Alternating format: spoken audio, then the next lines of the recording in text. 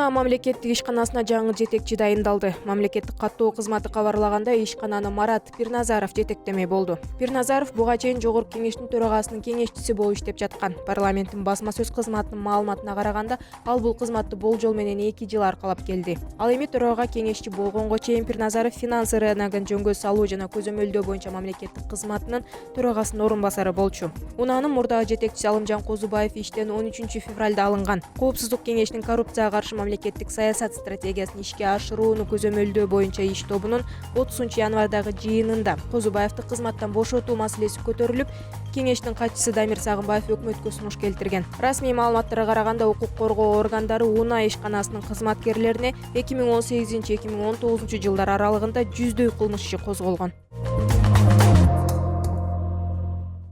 Бишкек шаарындагы соода борборлорунун биринде теракт болот деген жалган маалымат берген адам аныкталды. Бул тууралуу Улуттук коопсуздук мамлекеттик комитети билдирди. Такталгандай, ал 23 февраль күнү саат 13:14 өзүн Саид деген ысым менен тааныштырып, саат 16:00 теракт болот деп маалым берген. Ыкчам издөө иш-чараларынын жүрүшүндө телефон чалган адам 30 жаштагы Тагир Султанбеков экендиги аныкталды. Ал 2013 жылы алдамчылыкка жана тоноого айыпталып 9 жылга эркинен ажыратылган. 2017 жылы кылмыш жаза кодексинин 170 пара талап кылуу жана 228 беренелери терроризм актысы жөнүндө билип туруп жалган кабарлоо боюнча 11 жылга соттолгон. 2018 жылдын ноябрь айынан тартып номер 1 түзөтүү колониясында жаза өтөп жаткан. Тагир Султанбеков сурак учурунда айып изоляторунда отурганда аталган телефон чалууну кылгандыгын мойнуна алып, номер 1 түзөтүү колониясында коркутуулардан улам бул кылмышты жасаганын айткан. Азыркы учурда тергөө жүрүп жатат.